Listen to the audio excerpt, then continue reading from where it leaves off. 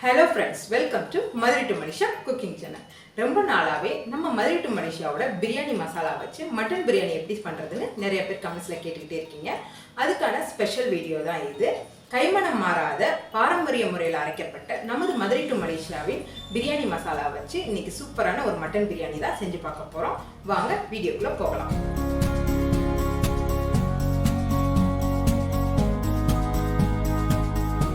நான் இன்னைக்கு 1/2 kilo mutton எடுத்திருக்கேன். மட்டனை மட்டும் நம்ம தனியாக வேக வச்சு எடுத்துக்கலாம். 1 டேபிள் ஸ்பூன் மஞ்சள் பொடி, 1 டேபிள் ஸ்பூன் உப்பு சேர்த்து அளவாக தண்ணி சேர்த்து மட்டனை வேக வச்சு எடுத்துக்கலாம். மட்டன் நல்லா வேகிற அளவுக்கு விசில் விட்டுக்கோங்க.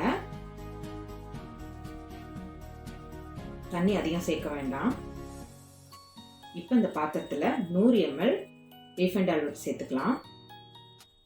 இப்போ இதில் 1.5 டேபிள் ஸ்பூன் அளவுக்கு நெய் சேர்த்துக்கலாம்.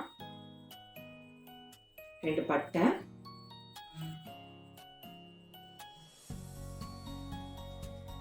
2 பெரிய வெங்காயம், இது எல்லாத்தையும் நல்லா வதக்கி விட்டுக்கலாம்.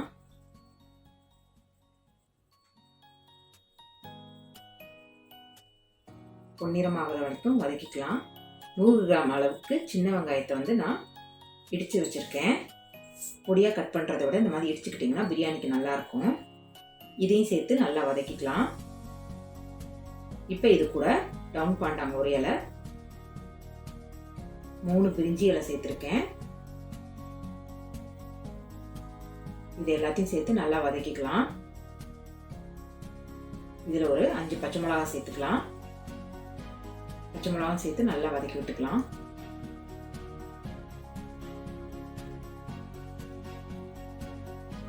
வெங்காயம் பச்சை மிளகாய் எல்லாம் இப்போ நல்லா வதங்கிருச்சு. இப்போ இதில் 2.5 டேபிள் ஸ்பூன் அளவுக்கு இஞ்சி பூண்டு பேஸ்ட் சேர்த்துக்கலாம். இதையும் சேர்த்து நல்லா வதக்கிக்கலாம்.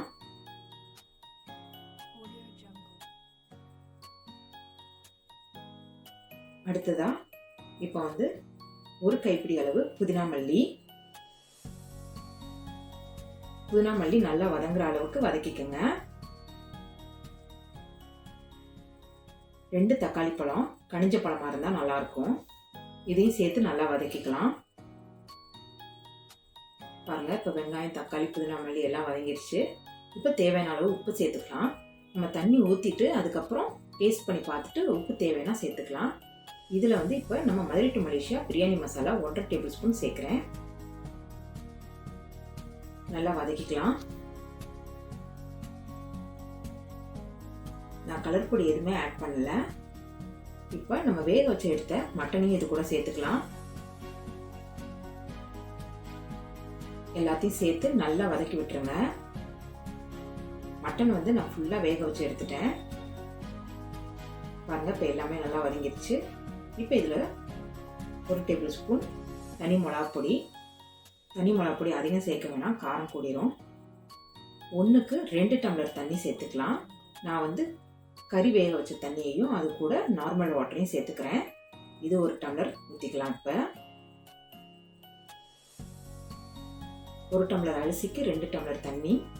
அடுத்து 1/2 டம்ளருக்கு தேங்காய் பால் கெட்டியாக எடுத்துக்கோங்க. அது கூட நார்மல் வாட்டர் சேர்த்து இப்போ 1க்கு 2 அளவு தண்ணி சேர்த்தாச்சு. தண்ணி சேர்த்து ஒரு கிளறி விட்டுருங்க. பாருங்க, நான் கலர் எதுவுமே சேர்க்கல, ஆனால் பிரியாணி கலரில் இருக்குது. நான் இன்னைக்கு சீரக சம்பா ரைஸ் தான் எடுத்திருக்கேன். ரைஸை ஒரு 1/2 hour ஊற விட்டால் போதும். ரைஸை களைஞ்சி இதுக்கு இதோட சேர்த்துக்கலாம். இப்போது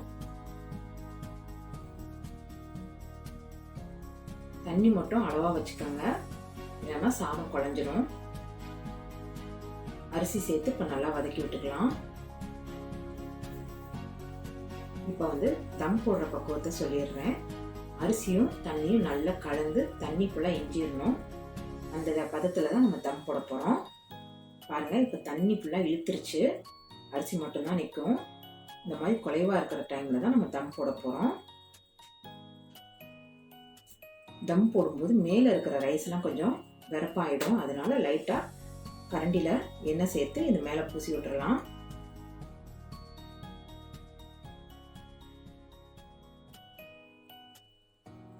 தோசைக்கல்ல ஒரு 10 நிமிஷம் காய விட்டுட்டு அதில் வந்து தண்ணி சேர்த்துட்டு அதுக்கு மேலே நம்ம பிரியாணி சட்டி எடுத்து வச்சுட்டு மேலே வந்து வெயிட் வைக்கணும். உங்கள் வீட்டில் ஏதாவது ஒரு வெயிட்டான பொருள் இருந்தால் போதும். இந்த மாதிரி வெயிட்டான பொருளை வச்சுட்டு 20 நிமிஷம் தம் போட்டுருங்க. தீ வந்து ரொம்ப லோ ஃப்ளேமில் இருக்கணும். 20 நிமிஷம் நீங்கள் ஓப்பன் பண்ணக்கூடாது. நீங்களும் இந்த மசாலா வாங்கி பயன்படுத்தணும்னு விருப்பப்பட்டீங்கன்னா கீழே இருக்கிற வாட்ஸ்அப் நம்பருக்கு காண்டாக்ட் பண்ணுங்கள். இந்த ரெசிபியை பார்த்து நீங்களும் செய்யணும்னு விருப்பப்பட்டீங்கன்னா மேலே இருக்கிற லிங்கை பார்த்து செஞ்சுக்கலாம். பாருங்கள், இப்போ 20 நிமிஷம் ஆச்சு. பாருங்கள், தண்ணியெல்லாம் நல்லா வற்றி சாதம் குழையாமல் சூப்பராக வந்திருக்கு பிரியாணி. பாருங்கள், ரொம்ப குழையவும் இல்லை, கரெக்டான பக்குவத்தில் வந்திருக்கு. நம்ம மதுரை டு மலேசியா பிரியாணி மசாலா சேர்த்து மட்டன் பிரியாணி சூப்பராக வந்திருக்கு. நீங்களும் இதை வீட்டில் கண்டிப்பாக செஞ்சு பாருங்கள், ரொம்ப டேஸ்ட்டாக இருக்கும். நம்மளோட மதுரை டு மலேசியா பிரியாணி மசாலாலேயே எல்லா பொருளுமே சேர்ந்துருக்கனால நீங்கள் தனியாக எதையும் ஆட் பண்ண வேண்டாம். அடுத்து நான் உங்களோட சூப்பரான வீடியோவில் சந்திக்கிறேன். நாவின் சுவை நம்பிக்கையின் சுவை.